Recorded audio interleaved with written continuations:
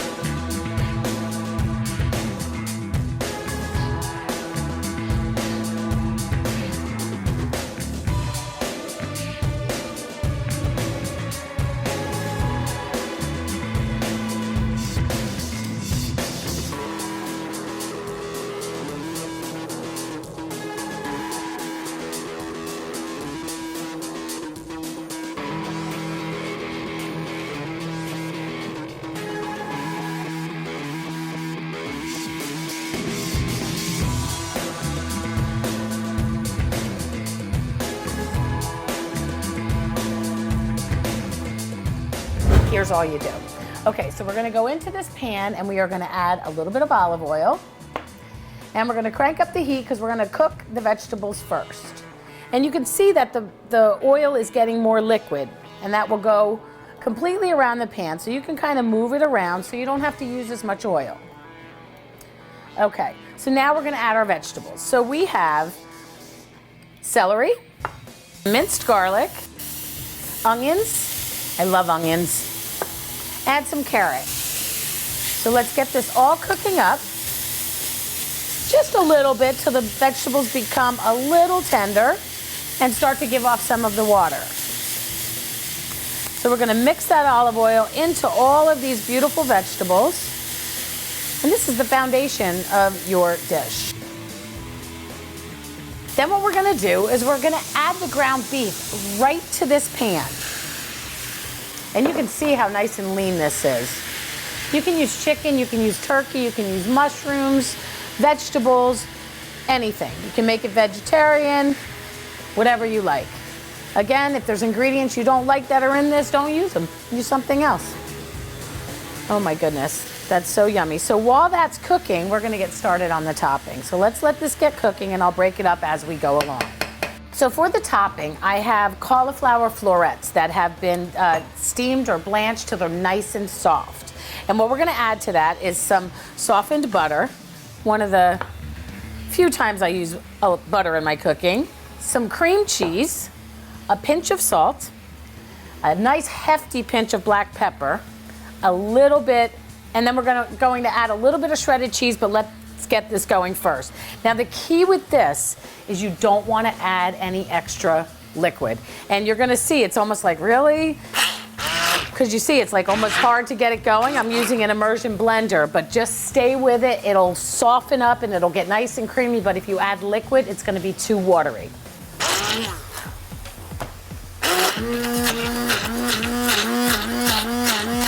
You can see it's already starting to soften up.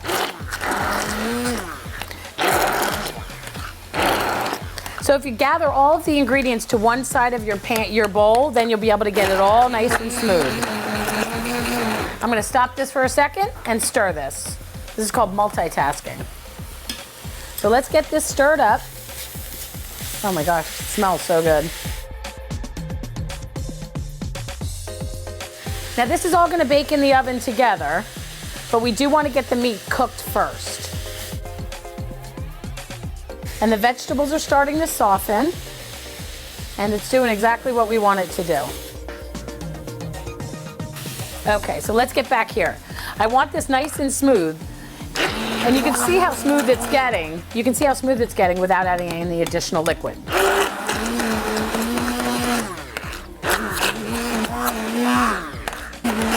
Okay, now that's good. This dish is traditionally made with mashed potatoes, so you'll see that that you're cutting back on so many of the calories and you're still getting that nice fluffy topping. It's really yummy.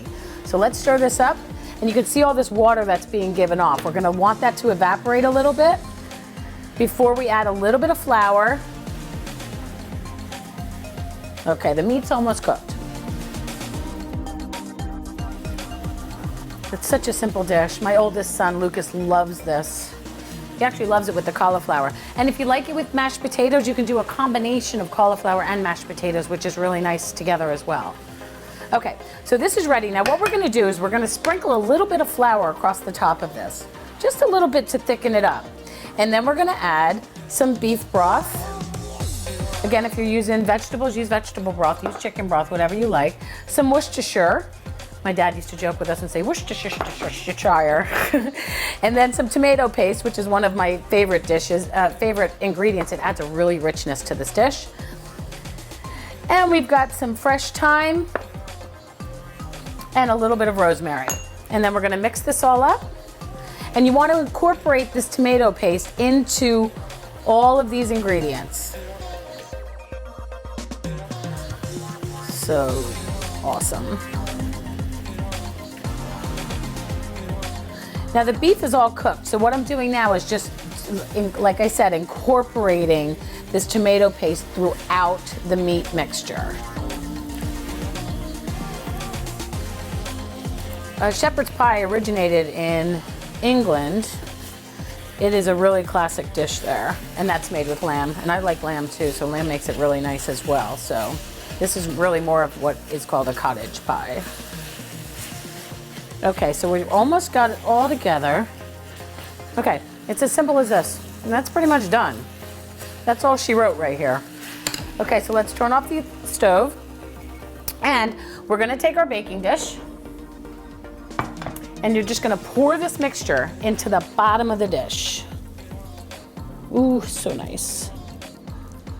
Okay, and then you're going to spread it around, and then you're going to take your topping and just plop it in the center. I actually like to clean off the spatula so that you don't have the color on the topping. So we're gonna kind of go across the center. I like to make almost like an X because you're trying to kind of hide all the meat. So it's like a little present. So we're gonna get this all going here. And then you're gonna very gently spread it out. So you're gonna be very, very light with your hand and very gently go across the top. And you wanna kind of cover all the edges. And if you can't, it's totally fine. But if you can, it's even better. See how I'm not getting any of the beef on the top, the beef mixture, because you want it to be nice and white on the top with all that color and yumminess in the middle. Now, if you had a little bit more, you would pile it a little bit higher, and then you just kind of swirl and make a nice little peak, because when you put it in the oven, you'll get nice little brown bits on top. So you're gonna bake this at 375 for about 20 minutes, because think about it, it's pretty much already all cooked. So you're gonna bake it for 20 minutes, and then you're gonna take it out and sprinkle it with some shredded cheddar if you like, you know, a little Monterey Jack, whatever you wanna put on it. And then you're gonna put it back in the oven for about 10 minutes until it's nice and bubbly and golden brown and the cheese is all cheesy, melty on top. And it's really super delicious. Whatever you have left over, you want to freeze it because it makes such a great grab meal out of the freezer. So here's all you do. I put it into individual containers so that my husband and each of my kids can each grab one.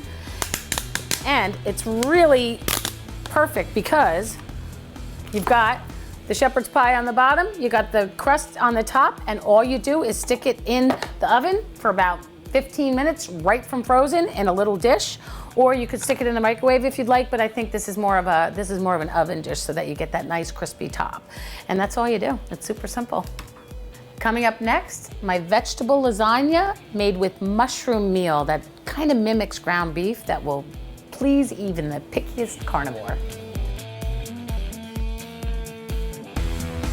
And now here's one of my favorite lasagna recipes. I grew up with lasagna. My maiden name's Canito. My Nana used to make the best lasagna. My mom's Irish, and my Nana taught my mom how to make lasagna. We had it every Christmas Eve and at least once or twice a month. I just love lasagna. One of my boys is almost a vegetarian and he really loves lasagna, so I came up with this recipe. So you're having this delicious, like classic, traditional comfort food without sacrificing the flavor. So what I'm using is mushrooms to kind of mimic meat, and here's how you do it. Heat your pan up, get it nice and hot, and then add a little bit of olive oil. It's gonna get liquid and kind of go through the whole pan, and I don't mind if you kind of spread it around because I want to use the least amount of oil as possible. And then we're gonna take mushrooms. So you're gonna use any type of mushrooms that you like. Wild mushrooms, cremini mushrooms, white mushrooms, button mushrooms, anything. And you're gonna chop them very, very finely. You can actually use a food processor, but if you use the food processor, pulse it. Don't just hold it down because you'll end up kind of pureeing them and they won't have that consistency because the pieces will be too small. So this looks like a lot of mushrooms, but it's gonna shrink down quite a bit. Oh, okay. So we've got those mushrooms in there. And then I'm just gonna add just a pinch of fresh thyme and then a little pinch of salt. Just a little bit. And then we're gonna let that cook down. I'm gonna stir that once in a while, but I'm just gonna let that cook while we prep the zucchini.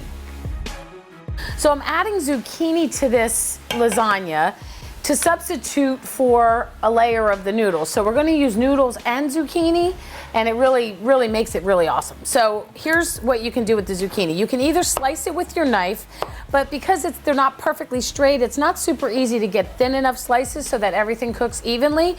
So what you can use is a mandolin, if you have one, or you can use a peeler. So let me just show you the mandolin. What you're gonna do is you're just gonna go straight down the mandolin, and you're gonna get nice thin pieces. Be very careful. It comes with this. If you're not skilled with it, this goes on top, but it's a lot easier when you do it this way, but really be careful because this is super duper sharp. So we're gonna do it with the mandolin and just get the pieces of zucchini that we need. And when you get closer to the bottom, just make sure you're lifting your fingers up. And you're gonna push down at the front and then kind of slide it down. So I'm just gonna finish this off. And then we got that very last piece. It should catch. There we go. Okay. So we're gonna do a layer of zucchini. All right. So let me stir these up. I'm gonna crank this up just a little bit more, and this can cook because we have plenty to do in the meantime. Now the key with this is these mushrooms are gonna give off an enormous amount of water. So what you're gonna wanna do is cook these until the water practically evaporates. And you're gonna end up with some water, extra water in this lasagna than you would with a typical meat lasagna because you have all these vegetables, and I'm gonna teach you a little trick on how to get rid of some of that water. So I'm cranking this up to high. And now we are going to mix the ricotta mixture. So here I have ricotta cheese. You can use part skim ricotta, which is totally fine. My Nana would turn over, but I use the part skim, and it's really good. A little bit of mozzarella, shredded mozzarella, just a little bit. We're gonna use some grated Parmigiano Reggiano. You can use Pecorino Romano, whatever you like. An egg, some parsley, and Nana Canito for you, a shake of cinnamon. My Nana always used cinnamon in her ricotta mixture for her lasagna. I don't know what it is, it wasn't that much of it, but there was something that you always knew it was Nana's lasagna, and I'm wondering if it was the cinnamon. So it's so mixing really well together right here. You're gonna get it all mixed up. If you still see the egg yolk, just keep going. You're pushing it all together with a rubber spatula. Rubber spatulas are one of my favorite tools in the kitchen. I use them for practically everything. If you're gonna use it in a pan, make sure that you have one that has a high heat resistance. I think it's 400 plus, okay. So this is ready to roll. Okay, so that's ready to go. Now, if you can look in this pan, you see all this water. There's a lot of water being given off by the mushrooms. So I'm still gonna let that cook a little bit. And while that's cooking, we can start layering this incredible dish. And let this water come out. Okay, so we have a baking dish. And what we're going to do is we are going to take some sauce. You can use a homemade marinara sauce. You can use a jarred sauce. Look for the ones that have the least amount of sugar in them, and if none. And then we're just gonna pour this into the bottom of the pan. And that's gonna kind of protect it from sticking. And then we're gonna take the noodles. You can use no boil noodles if you'd like, or you can boil them up, which doesn't take much. So I'm gonna do 3 on the bottom. It's okay if it's overlapping a little bit in the middle, which is totally fine. Then we're gonna go with the ricotta mixture. What you can also do with this is you can take this mixture, if you'd like, and put it in a zip top bag. And then zipper the top of the bag and just cut the corner off, and then you can just pipe it onto the noodles, which really makes it a lot easier because it's not easy, as you'll see. So what you do is you plop down the ricotta, and I like to kind of hold on with my clean fingers to the noodles and pull back on the ricotta cheese. You don't have to worry about spreading it evenly on every layer, on every little piece of the noodles, because it's gonna spread as it cooks. I don't use a ton because you don't need it. You want all those flavors. Now look at these mushrooms, they're still giving off that water. So as this water comes out, these are gonna get more texture like meat. I actually made this for the other night, and I gave it to my youngest son who's 17, and I didn't tell him until he was halfway through. I was like, hey, Derek, how'd you like that lasagna? It's like, it's great, Mom. And I'm like, it's vegetarian. He literally was like, get out of here. So it's good to know that you can trick a 17-year-old boy. So, okay, so we've got that. So most of the water has evaporated, so I'm gonna shut this off. I'm gonna use a slotted spoon and just kind of hit the bottom of the edge of the pan so that we get off a lot of the water. And then you're just gonna spread it around. You can make it as thick or as thin of a layer as you want. Based on the amount of mushrooms I have here, I'm gonna make the layer a little bit thin, but feel free to pile up those mushrooms at home. Okay, so we've got that, and then we're gonna take a little bit of the Parmigiano Reggiano. We're gonna add the sauce. Don't forget the sauce. Okay, not a lot. And then we're gonna add another layer of noodles. And then we're gonna top that with the zucchini, which gives it a really nice flavor too. There we go. Now we're gonna add the ricotta.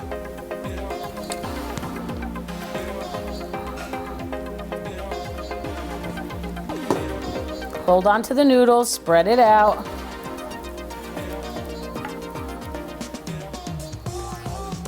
And this has the mozzarella in it, so you don't want to do a ton of mozzarella because I'm going to put it on the top. Okay, so we've got that. We're going to add the mushrooms.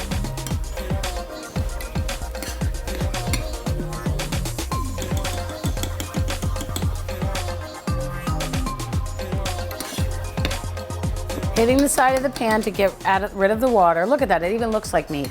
Your favorite meat and potato lover is gonna love this lasagna. Okay? Actually, all the water has gone out, so that's great. So that's our last layer of mushrooms. Okay, we are going to add a little bit of Parmigiano Reggiano, a little more sauce. Then we're gonna do 1 layer of zucchini. We're gonna use all of this zucchini here. Really gives it a nice little texture, a boost in nutrition. I'm a registered dietitian and a chef, so it's always good to throw some extra veggies in there. After all, this is a vegetable lasagna. We don't have to worry about how pretty it looks because we're gonna always end it with a top layer of noodles and sauce. Let's see, use all of it, you're not gonna see it. Let's use them all up, there we go. Okay. Now we're gonna add a final layer of noodles. You'll always wanna end the lasagna with the noodles. Well, this is how I do it. I always say this is how I do it because not everybody does everything the same way, but this is how I do it and it works really well. So you're gonna end with a layer of noodles, and then what you're gonna do is you're gonna take your sauce and you're gonna make sure that the sauce completely covers all of the noodles.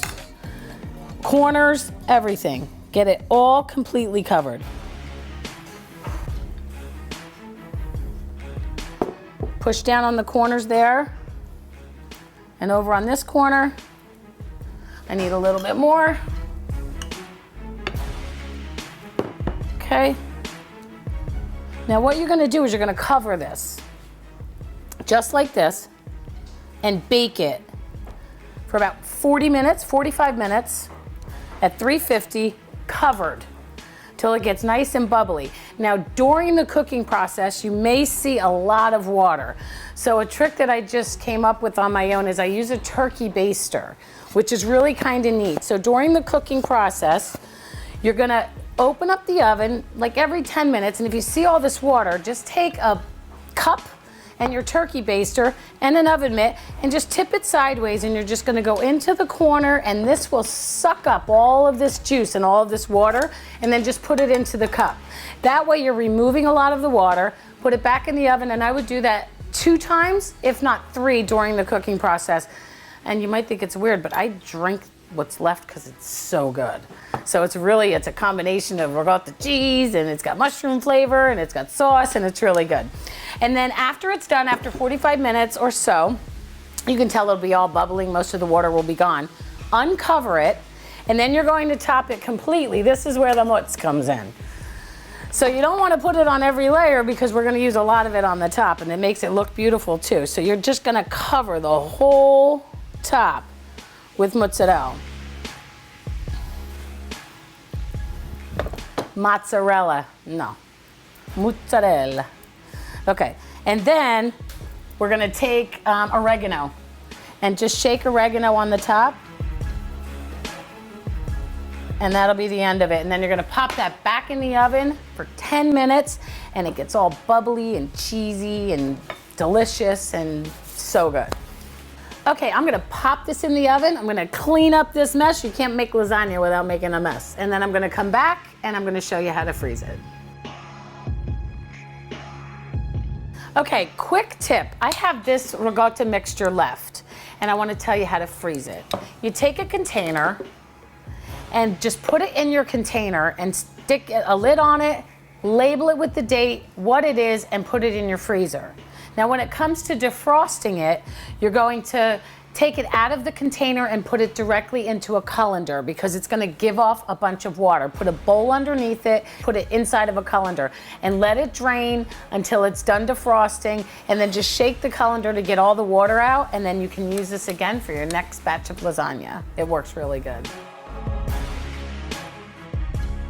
Okay, so it's all finished, and it got all bubbly and cheesy and yummy, and I'm gonna show you how to freeze it.